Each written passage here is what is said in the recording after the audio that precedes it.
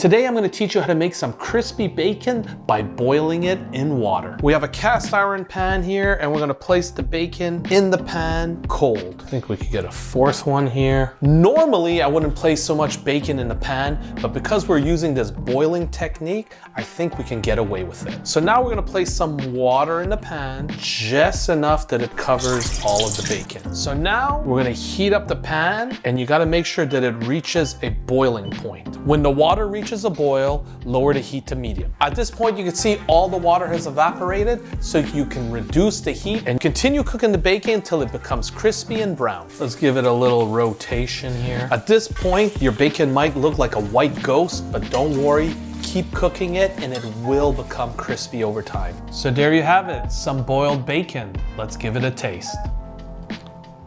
Who knew that boiled bacon could become so crispy? If you enjoyed this cooking technique, check out these other great videos. And if you haven't already, subscribe to this channel and smash that notification bell.